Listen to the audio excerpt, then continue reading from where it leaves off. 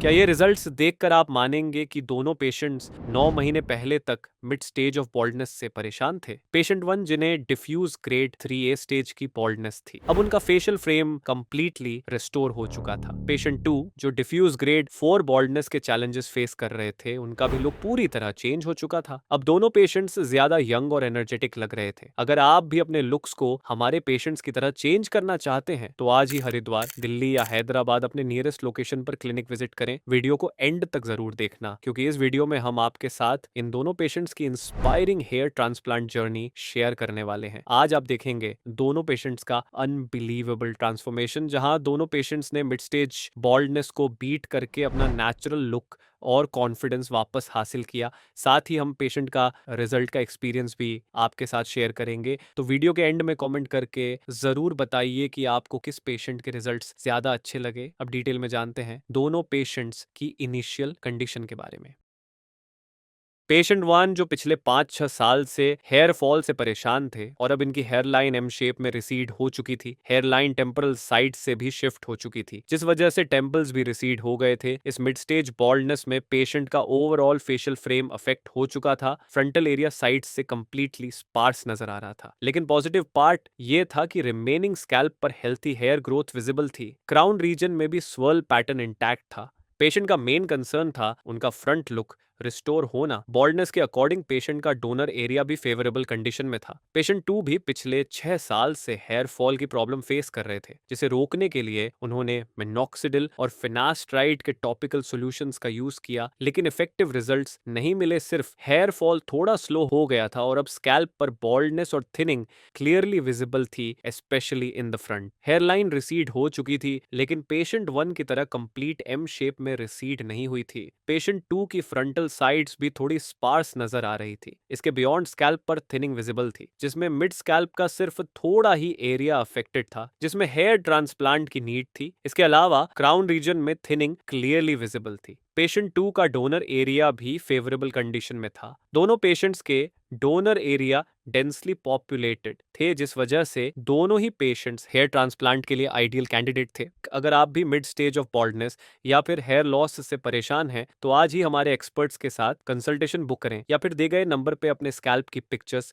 Share करें। Initial baldness assessment complete होने के बाद हमारे एक्सपर्ट्स ने दोनों पेशेंट्स के facial proportions, age factor, existing density और फ्यूचर हेयर लॉस पैटर्न को ध्यान में रखते हुए कस्टमाइज हेयरलाइन डिजाइन करी। अगर आप भी अपने लिए एक परफेक्ट हेयरलाइन चाहते हैं तो आज ही QHT क्लिनिक के एक्सपर्ट्स के साथ कंसल्टेशन बुक कीजिए। चलिए अब पेशेंट्स की सर्जरी के बारे में डिटेल में जानते हैं। हेयरलाइन डिजाइन फाइनलाइज होने के बाद पेशेंट को OT में ले जाया गया, जहां सबसे पहले पेशेंट के स्कैल्प को एंटीसेप्टिक सॉल्यूशन से एक बार फिर क्लीन किया गया और रेसिपिएंट और डोनर एरिया में एनेस्थीसिया इंजेक्ट किया, ताकि सर्जरी कंप्लीटली कंफर्टेबल और पेनलेस रहे। एनेस्थीसिया एडमिनिस्टर करने के बाद हमारे एक्सपर्ट्स ने रेसिपिएंट एरिया में स्लिट्स क्रिएट किए। स्लिट्स क्रिएट करते टाइम हेयर ग्रोथ के नेचुरल एंगल, डायरेक्शन और डेंसिटी का ध्यान रखा जाता है। ये स्टेप सर्जिकल प्रिसीजन का सबसे इंपॉर्टेंट पार्ट होता है, क्योंकि इसी स्टेज में डिसाइड होता है कि किस जोन में कितनी डेंसिटी ऐड करनी है। इसके बाद प्री मेड स्लिट्स को फॉलो करते हुए एक्सट्रैक्शन और इम्प्लांटेशन का प्रोसेस स्टार्ट हुआ।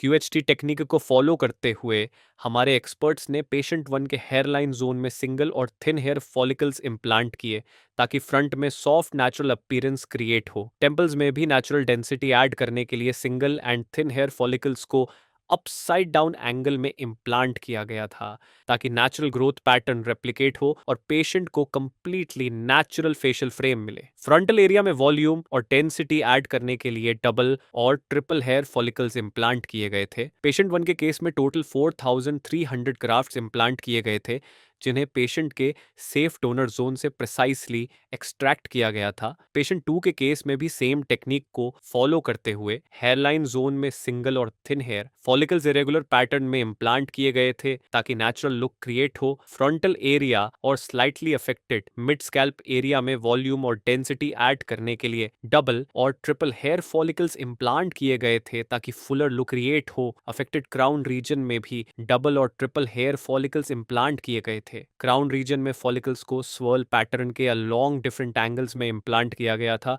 ताकि वॉल्यूम नेचुरली एनहांस हो। इस केस में टोटल 3,500 ग्राफ्ट्स इम्प्लांट किए गए थे जिन्हें पेशेंट के सेफ डोनर जोन से एक्सट्रैक्ट किया गया था। पेशेंट 1 के कंपैरिजन में पेशेंट 2 का ग्रेड एडवांस था, बट पेशेंट 1 को फ्रंट में ज्यादा डेंसिटी की नीड थी, इसलिए पेशेंट 1 का ग्रेड 3A होने के बाद भी 4,000 प्लस ग्राफ्ट इम्प्लांट किए गए थे और पेशेंट 2 के केस में फ्रंट में डेंसिटी ज्यादा अफेक्टेड नहीं थी, इसलिए less number of grafts implant हुए थे। Along with the baldness, number of grafts also depends on the density you require.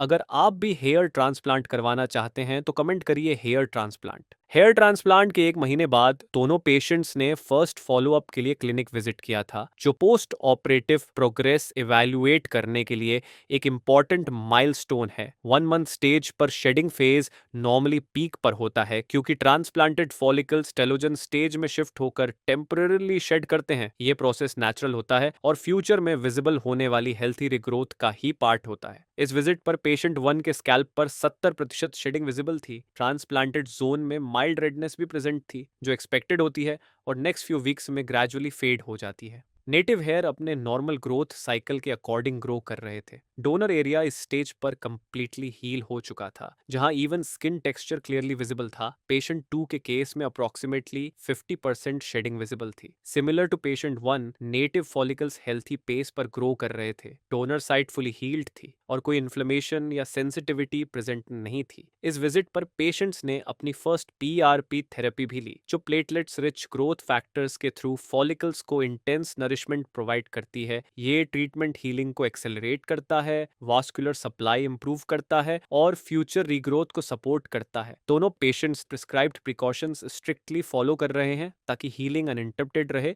और किसी भी अवॉइडेबल कॉम्प्लिकेशन का रिस्क मिनिमम हो। नेक्स्ट फॉलोअप के लिए पेशेंट्स ने 2 मंथ्स कंप्लीट होने पर क्लिनिक विजिट किया था। इस विजिट पर पेशेंट 1 के most of the transplanted follicles shed हो चुके थे। ये स्टेज ट्रांसप्लांटेड फॉलिकल्स के बायोलॉजिकल रिसेट फेस को रिप्रेजेंट करती है, जहां शेडिंग ऑलमोस्ट कंप्लीट हो जाती है और फॉलिकल्स ग्रेजुअली अनेजन यानी एक्टिव ग्रोथ फेज में एंटर होने की प्रिपरेशन करते हैं। इस पीरियड में ग्रोथ यूजुअली विजिबल नहीं होती है, लेकिन इंटरनल हीलिंग और फॉलिकल एक्टिवेशन एक्टिवली प्रोग्रेस पर होती है।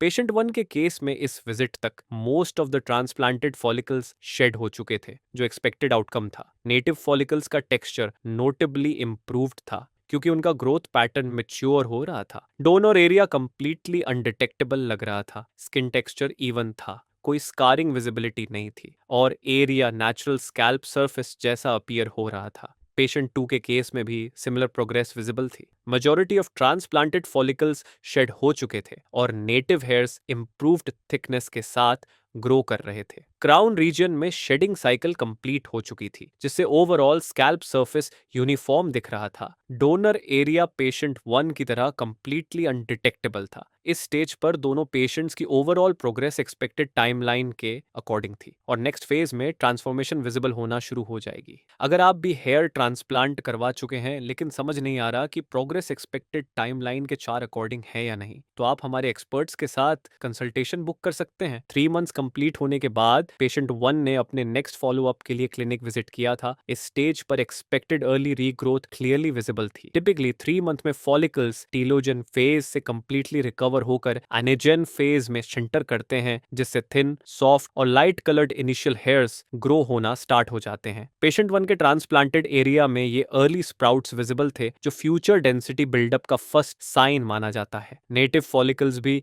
हेल्थियर टेक्सचर के साथ ग्रो कर रहे थे। ये फेज ट्रांसफॉर्मेशन की रियल बिगिनिंग होती है, जहां ग्रोथ स्पीड ग्रेजुअल लेकिन कॉन्सिस्टेंट रहती है। 6 मंथ्स कंप्लीट होने पर पेशेंट 2 ने अपने नेक्स्ट फॉलो अप के लिए क्लिनिक विजिट किया था। इस स्टेज पर स्कैल्प पे हेयर ग्रोथ क्लियरली विजिबल थी। हेयर लाइन अब वेल डिफाइंड शेप में अपीयर हो रही थी और पेशेंट के फेशियल फीचर्स को नेचुरली फ्रेम कर रही थी। फ्रंटल एरिया और previously affected mid scalp zone में डेंस वॉल्यूमिनस ग्रोथ विजिबल थी। क्राउन रीजन में स्वर्ल पैटर्न के अराउंड वॉल्यूम इंप्रूव हो चुकी थी, जिससे ओवरऑल कवरेज यूनिफॉर्म लग रही थी। डोनर एरिया कंप्लीटली सेटल्ड था और फोटोज में पेशेंट की सेटिस्फैक्शन उनके फेशियल एक्सप्रेशन से एविडेंट थी। ये अभी सिर्फ मिड स्टेज रिजल्ट्स हैं। नेक्स्ट फ्यू मंथ्स में यह ग्रोथ और डिफाइंड, नेचुरल और फुलर अपीयर होगी। चलिए अब जानते हैं पेशेंट्स के फाइनल रिजल्ट्स के बारे में, लेकिन उससे पहले हम पेशेंट 1 का एक्सपीरियंस आपके साथ शेयर करेंगे। हाय, माय नेम इज़ हर्ष शर्मा। मैंने अपना पहला ये ट्रांसप्लांट जो कराया था, ये 2 नवंबर को करवाया था। मेरी जो पीआरपी हुई थी, वो 2 नवंबर को हुई थी। तो हम 2 नवंबर की मॉर्निंग में आ गए थे। तो यहाँ पर हमारे टेस्ट हुए, जब टेस्ट की रिपोर्ट आ गई तो डॉक्टर से मिले। फिर डॉक्टर से मिलने के बाद जो आगे का प्रोसीजर था, हेड शेव हुआ, हेयर लाइन ड्रॉ हुई। हेयर लाइन ड्रॉ में डॉक्टर्स ने हेल्प करी, जैसे मुझे चाहिए थी वैसे डॉक्टर्स ने बनवाई। और उसके बाद फिर नेक्स्ट डे का प्रोसीजर, मैं सुबह 7:30 बजे अपने ट्रांसप्लांट के लिए आया। ओटी का एक्सपीरियंस बहुत अच्छा था, ओटी वाज गुड। उसके बाद पूरे दिन मुझे कम से कम 10 घंटे लगे और शाम को मुझे 6 बजे फ्री कर दिया गया था। और वो पूरा पेनलेस प्रोसीजर था। और उसके बाद मुझे शाम को 6 साढ़े 6 फ्री करने के बाद मुझे सिर के पीछे बैंडेज लगाने के बाद मुझे यहाँ से फ्री कर दिया गया था। तो जब ट्रांसप्लांट खत्म हुआ, बैंडेज हुई, तो मुझे पूरा आगे के प्रिकॉशंस के लिए बताया गया कि कैसे कैप वियर करनी है, कैप कैप वियर करने के बाद कहाँ का वियर करनी है, घर में करनी है, बाहर करनी है। और उसके बाद मील्स में कैसे लेना है, मील्स क्या-क्या लेनी है, खट्टा खाना है, मिर्ची खानी है, सब सारा प्रोसीजर था। डॉक्टर्स ने बड़ी हेल्प करी।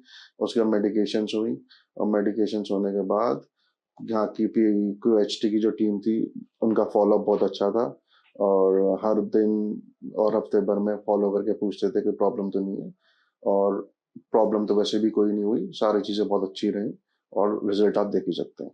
पहले बार्डनेस बहुत ज़्यादा थी, अब रिजल्ट इतना अच्छा हो गया है और इतना नेचुरल लगता है, कोई कह ही नहीं सकता कि ट्रांसप्लांट भी हुआ है। और फैमिली मेंबर्स भी एकदम देख के हैरान हो जाते हैं कि हाँ भाई ट्रांसप्लांट हुआ है, क्या हुआ है ये। और बहुत ही अच्छे रिजल्ट्स हैं और बिल्कुल नेचुरल है, कोई जज ही नहीं कर सकता कि मेरा ट्रांसप्लांट भी हुआ और मैं बहुत हैप्पी हूँ। मेन प्रिकॉशंस पे जब सर्जरी होती है उसका 1 हफ्ते का मेन प्रिकॉशन रहता है। आपको कैप अच्छी तरीके से वेयर करनी होती है, थोड़ा हाइजीन का ध्यान रखना होता है, डाइट का ध्यान रखना होता है, मेडिकेशंस का ध्यान, सलाइन वाटर का ध्यान रखना होता है, सारी चीज़ें टाइम पे होनी चाहिए। तो ये सारा प्रोसीजर अगर कोई आराम से करता है और फॉलो अप लेता है, तो hair transplant is the best to go. और ये सारी चीज़ें फॉलो करके आपको ऐसे रिजल्ट्स मिल सकते हैं जैसे मेरे आए हुए हैं। मुझे बताया गया था कि ट्रांसप्लांट के बाद हमारा शेडिंग फेज स्टार्ट होता है और मेरा शेडिंग फेज 1 से 1.5 महीने बाद स्टार्ट हो गया था। मुझे पता था और बताया गया था डॉक्टर्स के द्वारा कि शेडिंग फेज होना है, तो इसलिए मुझे कोई प्रॉब्लम नहीं थी और शेडिंग फेज होने के बाद रिजल्ट्स अच्छे आने स्टार्ट हो गए। तो जिससे मैं बहुत खुश हुआ। और ये सारी चीज़ें शेडिंग फेज तो सबके उसमें आता ही है, तो घबराने की कोई बात नहीं होती। उसके बाद रिजल्ट्स बड़े अच्छे आते हैं। मेरी अभी तक 3 पीआरपी हो चुकी हैं और मैं 4th पीआरपी के लिए आया हुआ हूँ। और पीआरपी अपने जो बेस्ट ट्रांसप्लांट एरिया के लिए पीआरपी बहुत मस्ट है। पीआरपी इसलिए मस्ट है, जहाँ हमारे यहाँ ट्रांसप्लांट हुआ था तो उससे हमारा हेयर थिकनेस होती है और हेयर थिकनेस होने के साथ-साथ ही जो एरिया डेंस दिखता है। तो और जो प्रोसीजर है यहाँ पर बड़ा सेफ प्रोसीजर है। आते हैं, हम ब्लड लेते हैं, उसका प्लाज़्मा बनता है। प्लाज़्मा बनाने के बाद वो वाइब्रेटर्स के थ्रू हमारे यहाँ जो एरिया होता है, वहाँ पर इंजेक्ट करने के बाद बहुत पेनलेस प्रोसीजर होता है और पीआरपीज़ करवानी ज़रूर चाहिए। यूएचटी को मैं इसलिए बेस्ट मानता हूँ, इन्होंने इतने अच्छे फ़ॉलो-अप्स लिए हैं। हर हफ्ते, हर महीने, हर बार कॉल करके पूछना कि सर आप ठीक हैं, आपका कैसे रिजल्ट्स आ रहे हैं, क्या है? और सारा यहाँ पर एक-एक चीज़ इतनी अच्छी तरीके से एक्सप्लेन होती है, बताई जाती है कि कैसे केयर करनी है, क्या है, और कभी भी मुझे कोई प्रॉब्लम नहीं आई आज तक। और फ़ॉलो-अप तो इतना अच्छा है कि हफ्ते और महीने के बाद हर इनका कॉल आता ही आता है और प्रॉपर फ़ॉलो-अप लिया जाता है, सारी प्रॉब्लम्स पूछी जाती हैं और उसका समाधान भी बताया जाता है। तो इसलिए क्यूएचडी मुझे बेस्ट लगता है। अब हेयर ट्रांसप्लांट के सबसे बेस्ट तो मुझे लगता है थोड़ी एज कम लगती है और आपका पूरा ऑल ओवर एक्सपीरियंस होता है, आपका पूरा लुक हाउ, आपका सारी जो पर्सनैलिटी होती है पूरी चेंज हो जाती है, हेयर्स पे बहुत डिपेंड करती है। और अब फैमिली और फ्रेंड्स तो एकदम से हैरान हो जाते हैं, ये क्या हो गया एकदम से देख के। और रिजल्ट से इतना खुश होता हूँ मैं कि हाँ भाई, अब बिल्कुल मैं बिल्कुल अच्छी जगह गया था क्यूएसटी और मैंने डिसीजन अपना लाइफ में अपना हेयर ट्रांसप्लांट के लिए बिल्कुल बेस्ट जगह के बेस्ट लिया था।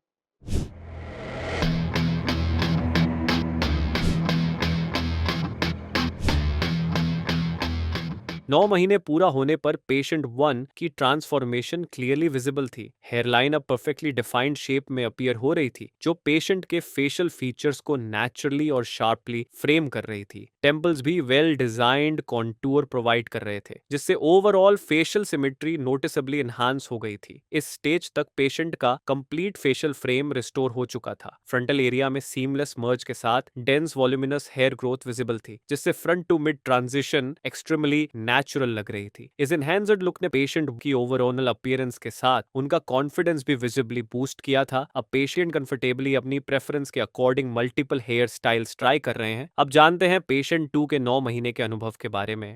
हाय, मेरा नाम यश त्यागी है। यहाँ पे आज मेरा पीआरपी का 5th सेशन है और मेरा ट्रांसप्लांट मार्च में हुआ था और आज 9th मंथ है ट्रांसप्लांट का और रिजल्ट भी काफ़ी अच्छे हैं। और फर्स्ट टाइम जब ट्रांसप्लांट कराया था तो कुछ वो हेजिटेशन थी, बट यहाँ का स्टाफ बहुत अच्छा है और उन्होंने काफ़ी अच्छा सपोर्ट किया था, तो ट्रांसप्लांट में ऐसे कोई दिक्कत नहीं हुई थी, बहुत आसानी से हो गया था। और जैसे लोग कहते हैं कि थोड़ा बहुत दर्द फील होता है, ऐसा कुछ भी नहीं होता। सब डॉक्टर की पूरी टीम होती है, तो ऐसा कुछ नहीं होता। बहुत अच्छे से प्रोसीजर चला और उसके बाद दवाइयाँ चली 10 दिन तक और उसके बाद जो मल्टीविटामिन और ये सब चले हैं और काफ़ी अच्छा रिजल्ट आया है। और तो मैं पीआरपी को मैंने ऑनलाइन ही सर्च किया था, तो उसके बाद मैंने यहाँ के स्टाफ से कांटेक्ट किया, तो उनसे बात करके थोड़ा सा सही लगा कि यहाँ पे थोड़ा विश्वास सा हुआ कि यहाँ रिजल्ट अच्छे हैं। और पेशेंट के जो पहले के जो पेशेंट हैं उनके रिव्यूज़ उन्होंने दिखाए, तो काफ़ी अच्छा रिव्यूज़ लगा, तो इस वजह से थोड़ा ट्रस्ट हो गया था यहाँ पे। और आप देख सकते हैं रिजल्ट काफ़ी अच्छा है और मेरे को 3500 ग्राफ्ट लगे थे। रिजल्ट बहुत अच्छा आया है, जैसे पहले सोचा था उससे काफ़ी अच्छा रिजल्ट मिला है।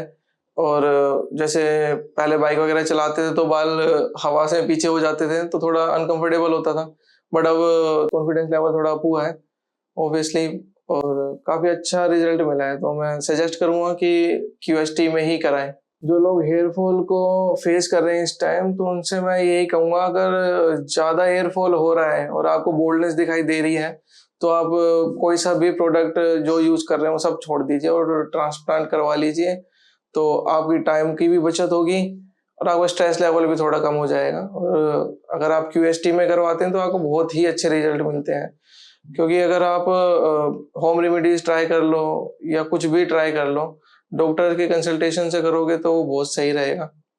विदाउट कंसल्टेशन के आप होम रेमेडीज अगर ट्राई करते हो तो उसके थोड़े साइड इफेक्ट वगैरह भी हो जाते हैं, क्योंकि एक्चुअल प्रॉपर तरीके से जो होता है वो पता नहीं होता, लगा लेते हैं। जो भी लोग अपने हेयर फॉल को फेस कर रहे हैं इस टाइम, तो वो डॉक्टर से कंसल्ट कर सकते हैं। अगर आप ट्रांसप्लांट पे एकदम से नहीं जाना चाहते तो पहले एक बार आप डॉक्टर से कंसल्ट कर सकते हैं। वहाँ से जब आपको थोड़ा ट्रस्ट हो जाए तब आप ट्रांसप्लांट की तरफ जाइए। बाकी मेरे को बहुत अच्छा रिजल्ट मिला है, मैं क्यूएसटी ही सजेस्ट करूँगा सबको, और एक्सपीरियंस ओवरऑल काफ़ी अच्छा रहा है। उनकी टीम का पूरा सपोर्ट रहा है, अब तक भी पूरा सपोर्ट है। अगर आप कुछ भी पूछोगे तो आपको रिप्लाई ज़रूर मिलेगा, कॉल भी आता है। तो आप बने रहिए मेरी वीडियो के साथ। Thank you क्यूएसटी। पेशेंट 2 की 6 महीने की वृद्धि पहले से ही प्रभावशाली थी, लेकिन 9 महीने कंप्लीट होने पर रिजल्ट्स क्लियरली मैच्योर स्टेज की तरफ प्रोग्रेस कर चुके थे। हेयर लाइन अब बिल्कुल परिभाषित आकार में प्रकट हो रही थी, जो उनके फेशियल फीचर्स को बैलेंस्ड और नेचुरली फ्रेम्ड लुक दे रही थी। फ्रंटल एरिया में डेंस यूनिफॉर्म ग्रोथ विजिबल थी, जिससे front to mid transition extremely smooth लग रहा था। ओवरऑल स्कैल्प पर थिकनेस, कवरेज और टेक्सचर में नोटिसेबल इंप्रूवमेंट था और क्राउन रीजन भी बाकी स्कैल्प के डेंसिटी पैटर्न के साथ वेल ब्लेंडेड दिख रहा था। इस मैच्योरिटी फेज तक पेशेंट 2 का लुक सिग्निफिकेंटली एनहांस हो चुका था, जिसका डायरेक्ट इम्पैक्ट उनके कॉन्फिडेंस पर भी क्लियरली विजिबल था। अब पेशेंट कंफर्टेबली अपनी प्रेफरेंस के अकॉर्डिंग हेयर स्टाइल्स एक्सपेरिमेंट कर पी रहे हैं। ये इंडिकेट करता है कि transplanted hair follicle strong anagen phase में एंटर होकर नेचुरली ग्रो हुए हैं। Patient 1 initially diffuse grade 3A baldness से स्ट्रगल कर रहे थे। हेयरलाइन और टेम्पल्स रिसीड हो चुके थे। फ्रंटल एरिया नोटिसेबली स्पार्स था। फेशियल फ्रेम इनकम्प्लीट लग रहा था, लेकिन अब 9 महीने बाद पेशेंट का लुक कंप्लीटली ट्रांसफॉर्म हो चुका है। फेशियल फ्रेम रिस्टोर हो चुका है और अब पेशेंट एनर्जेटिक और कॉन्फिडेंट नजर आ रहे हैं। पेशेंट 2 डिफ्यूज ग्रेड 4 बॉल्डनेस से परेशान थे, जिसमें उनका फ्रंटल एरिया थिन्ड हो गया था और क्राउन रीजन भी वीक लगने लगा था। 9 महीने में उनकी hair line sharply defined and age appropriate shape में मैच्योर हो चुकी है। फ्रंटल और मिड स्कैल्प जोन्स में डेंस यूनिफॉर्म कवरेज विजिबल है और क्राउन रीजन बाकी स्कैल्प डेंसिटी के साथ सीमलेसली मर्ज हो चुका है। हेलो फ्रेंड्स, अगर आपने अभी तक हमारे चैनल को सब्सक्राइब नहीं किया है तो प्लीज इस वीडियो को लाइक कीजिए, शेयर कीजिए और हमारे चैनल को सब्सक्राइब कीजिए। और ध्यान रहे बेल आइकन दबाना ना भूलें, जिससे हमारे हर वीडियो का अपडेट आपको समय समय पर मिलता रहेगा।